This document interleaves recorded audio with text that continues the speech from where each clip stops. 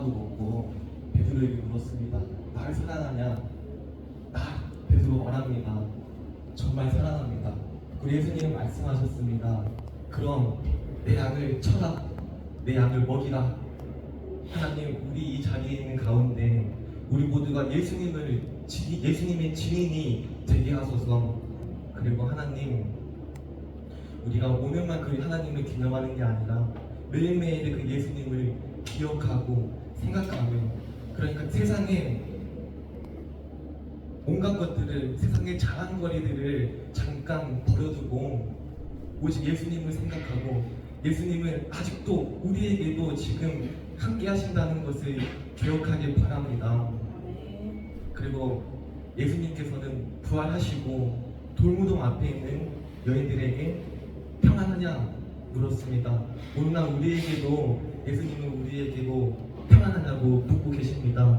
우리는 그 예수님을 믿고 바라오며 우리 예수님의 이름으로 기도드립니다. 네. 우리 그리고 집사님께서 찬양 공도해 주시겠습니다.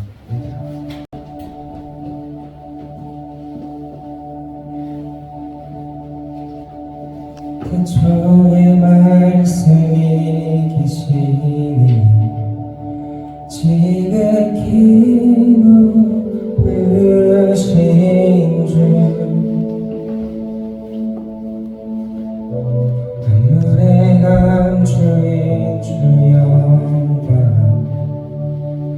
예수 나타내셨네. 그 이름 아름답도다, 그 이름 아름답도다. 나의 왕 예수 그리스도, 그 이름 아름답도다. 비교할 수 없네. 그 이름 아름답도다. 예수의 이름.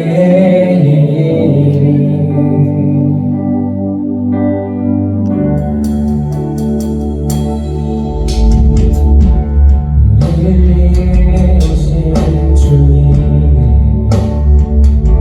하나님 나님의 내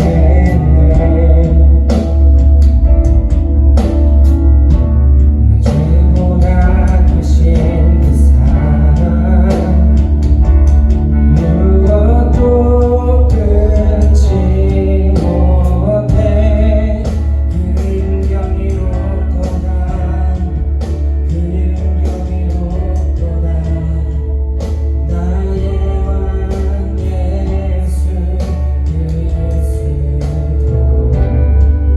그 이름 경이롭도다. 비교할 수 없네. 그 이름 경이롭도다. 예수의 이름. 그 이름 경이롭도다. 그 이름 경이롭도다. 예수의 이름.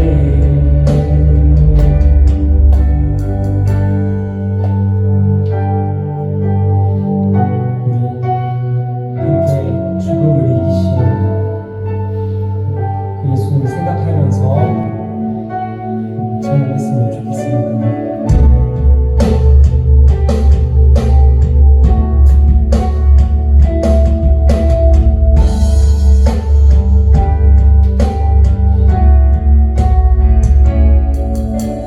죽음이 긴주 위장치 전에 죄와 무덤 잠잠케 해.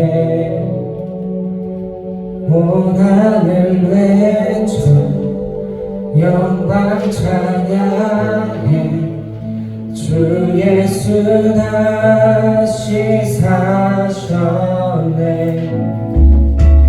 맞설 자 없네, 이길 자 없네. 영원히 다스리는 주, 모든 나라와 모든 영광과 모든 이름 위에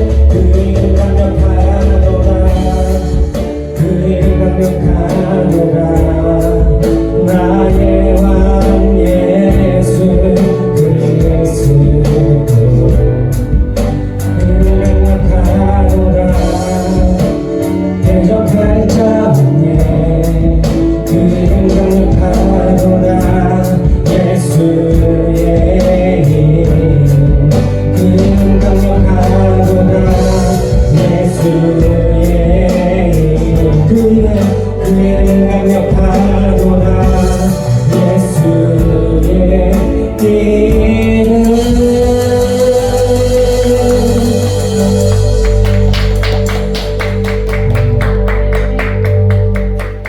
우리 예수님 부활하셨습니다.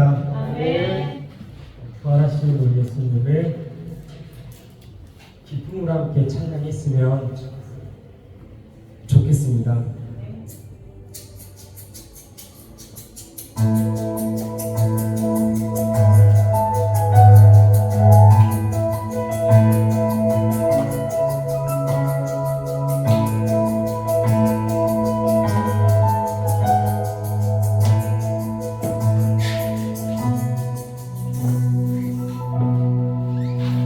굳게 닫힌 돌문을 열고 죽음을 이기신 주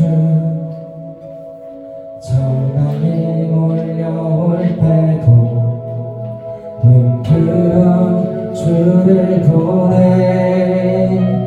의지 못할 생의 자금과 현실의 불안함 앞에 절망이 몰려올 때도 눈뜨어 주를 보내. 다시 한번 해볼까요? 굳게 닫힌 돌문을 열고 죽음을 이기신 주 절망이 몰려올 때도 눈뜨어 주를 보내 잘못한 세계 자금과 현실의 불안함 앞에 절망이 몰려올 때도 눈뜨어 주를 보내 예수 주 되시고 부활하신 온 땅의 왕주의 주 사망 권세 이기고 언제나 온 땅 다스리네 예수 주 되시고 부활하사 우리 안에 계신 주 주의 부활 생명이 우리 삶을 이주시네 예수 주 계시고 부활하신 온 땅의 왕주의 주 사망 권세 이기고 언제나 온 땅 다스리네 예수 주 계시고 부활하사 우리 안에 계신 주 주의 부활 생명이 우리 삶을 빚으시네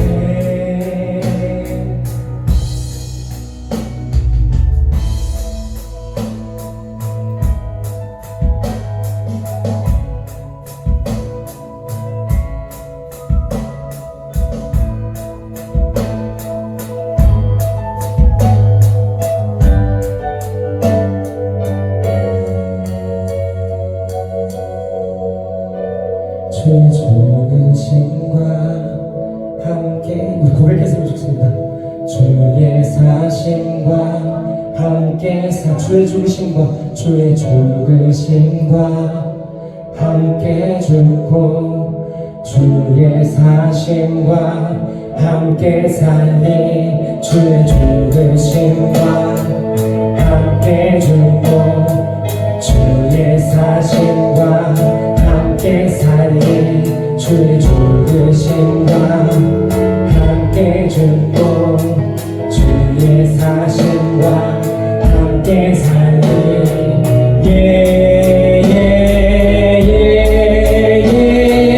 예수 죽으시고 부활하신 온 땅의 왕주 사방 권세 이기고 언제나 온 땅 다스리네 예수 죽으시고 부활하사 우리 안에 계신 주의 부활 생명이 우리 삶을 잊으시는 예수 죽으시고 예수 죽으시고 부활하신 등단의 원주의 주 사망 권세 이기고 언제나 온 땅 다스리네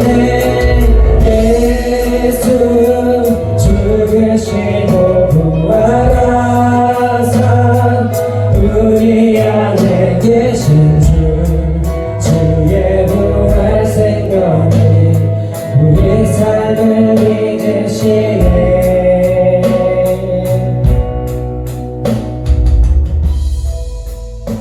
우리 시간 예배를 위해서 함께 기도했으면 좋겠습니다. 부활하신 예수를 생각하며 이 예배도 부활의 주님을 기쁨으로 예배했으면 좋겠습니다. 함께 기도하겠습니다.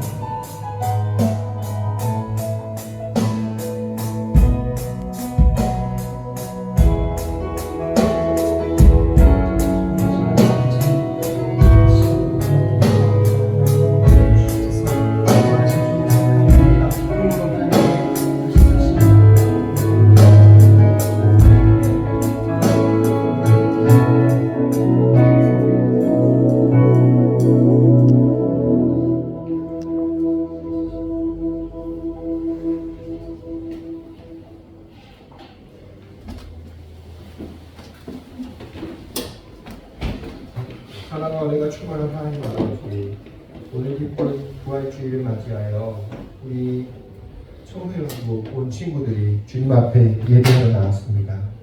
주님 부활의 기쁨에 참여할 수 있게 해주시며 주님 감사드리고, 무엇보다도 우리가 그런 사랑을 받을 자격이 없지만 주님의 귀한 은혜로 우리가 이 예배의 자리에 섰습니다. 성찬에 참여하였습니다. 주님, 우리 친구들의 그 마음을 받아주시고 또한 우리가 부활의 기쁨에 참여하여 주님의 부활에 증인되게 하여 주시옵소서.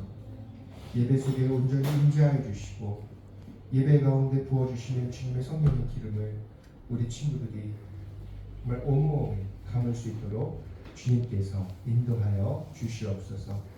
예배를 통해 또한 주님의 말씀을 듣고자 합니다. 주님, 듣겠습니다. 말씀하여 주시옵소서. 사랑하는 예수님의 이름으로 기도드립니다. 아멘.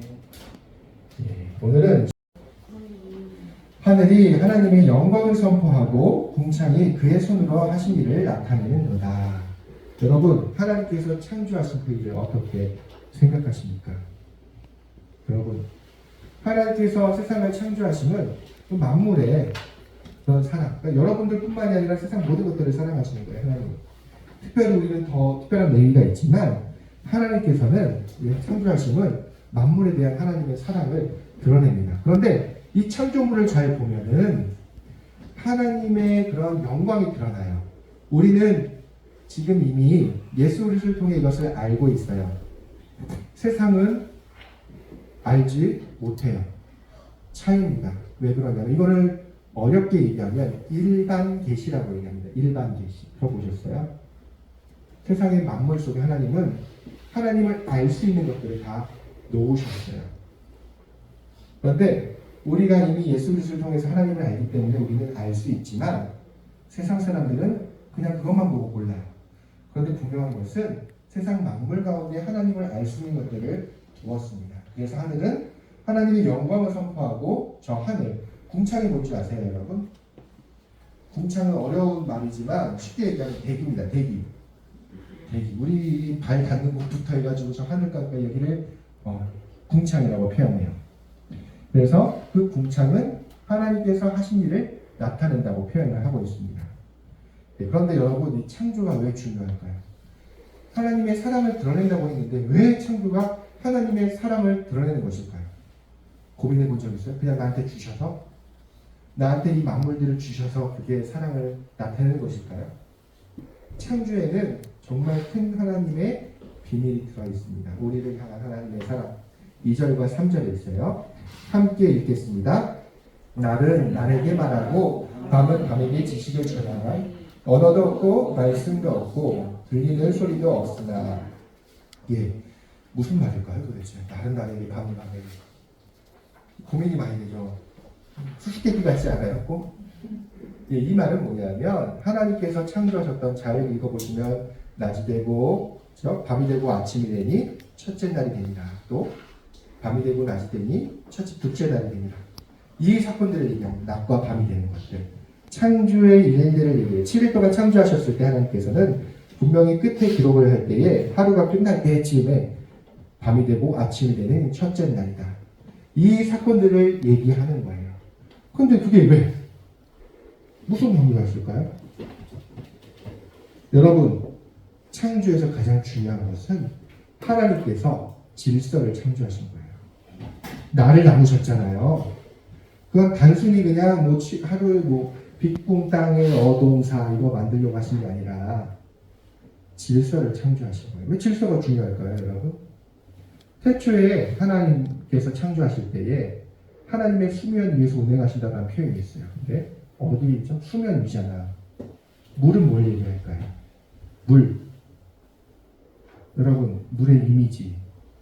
요즘 광주에서 비엔날레가 하는데 물이 주제더라고요. 여러분, 물이 어떤 의미를 담고 있는지 아세요? 물? 아무거나 다 던져도 좋아요. 생명? 죽음이 더 가까워요. 성경에서 물은 뭐냐면 혼란을 얘기해요. 태초의 깊음, 혼돈이에요, 혼돈. 그러니까 무질서한 거예요. 하나님께서 그 위에 운행하신다는 이 표현은 뭐냐면 하나님께서 이 무질서가 세상을 침범하지 못하도록 제어하시고 관리하신다는 얘기예요. 근데 하나님께서 창조하셨잖아요. 질서를 창조하신 건 뭐냐면 이런 무질서함들이 우리의 삶을 침범하지 못하도록 하나님께서 관리해 주시고 지켜주신다는 의미입니다. 여러분, 성전을 만들 때 12개 만든 게 있어요. 12개를 꼭 만든 게 있어요. 놋 바다라는 거예요. 바다. 말 그대로 씨예요. 바다. 왜 그걸 만드셨냐면 물론 실질적으로 사용하려고 만드신 것도 있지만 또 하나 상징적으로 보여주기 위해서 만들었습니다. 이 어둠의 세력인 물이 성전에서 잔잔한 것들을 보면서 하나님께서 이 세상을 완전하게 제어하시는구나라는 것들을 상징적으로 보여주기 위해 만든 거예요. 여러분, 근데 이 질서를 창조하기 중요한 이유가 뭐냐면 무질서가 뭘 의미하냐면 여러분 볼까요? 무질서가 이제 판을 치기 시작했다. 내 삶의 아픔이에요. 고통이고. 그 상태가 바로 무질서의 상태입니다. 악한 세력들, 무질서의 세력들은 우리의 삶의 질서를 무너뜨리고 그 안에서 아프게 만들고 하나님을 바라볼 수 없게 만들어요. 여러분, 아프면 힘들잖아요. 그죠? 그 순간이 바로 무질서의 시간이에요. 근데 하나님은 질서를 통해 이 무질서가 우리의 삶을 흔들어 놓지 못하도록 만드셨어요. 그게 창조의 가장 중요한 의미입니다. 어렵죠? 어렵지만 이 시간 그 부분을 얘기하고 싶어요. 뭐냐면 하나님께서 창조하신 것들은 단순히 이 세상에 있는 것들을 우리에게 주시려고 만드신 것이 아니라 그것도 가장 중요한 의미이긴 하지만 더 중요한 것은 무질서한 것들을 하나님께서 바로잡으시고 잔잔하게 만드시고 그 무질서함, 악함이 우리의 삶에 들어오지 못하도록 만들어주시는 거예요. 여러분의 마음에 무질서가 생긴 것은 이 질서가 무너졌다는 걸 얘기합니다. 그래서 우리는 이런 창조를 통해서 하나님께서 어떻게 나의 삶에 들어오시고 왜 창조가 나에게 선물을 주신 건지 분명하게 알아야 해요. 여러분, 창조는 우리를 위해 하신 거예요. 그 중요한 가장 하나님의 핵심 사역은 질서입니다. 질서를 우리에게 주신 거예요. 그러면 5절과 6절을 한번 읽어보도록 하겠습니다. 해는 그의 신방에서 나오는 신랑과 같고 그의 길을 달리기를 기뻐하는 장사 같아서 하늘이 끝에서 나와서 하늘 저 끝까지 운행하며 그의 열기에서 피할 자가 없도다. 이건 뭘 얘기하냐면 해는 하나님께서 만드신 것 중에 하나잖아요. 이것은 상징입니다. 뭐냐면 하나님의 질서예요. 해가 이렇게 계속 그걸 따라서 이제 운행하잖아요. 그죠? 가장 정오에 해가 가장 잘 비치는 정오에 그 열기를 피할 사람이 있습니까? 광야에 있다고 생각해봐요. 우리가 지금 이스라엘에서 성지순례를 하고 있다고 생각해 봅시다.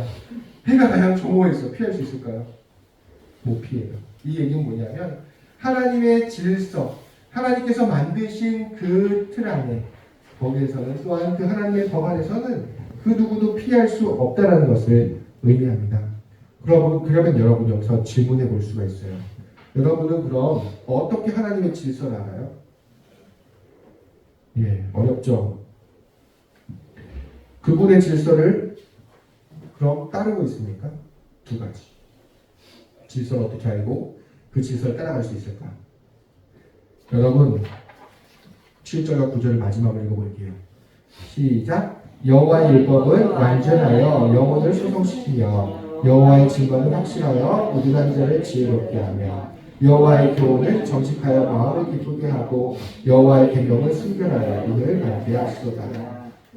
네, 여기까지죠. 여호와를 경외하는 도는 정결하여 영혼에까지 이르고 여호와의 법도 진실하여 다 의로우니. 어떻게 한다고요? 하나님의 말씀이에요. 질서를 알 수 있는 가장 확실한 길은 하나님의 말씀 가운데 있습니다. 이거예요, 이거. 여기서 알 수 있어요.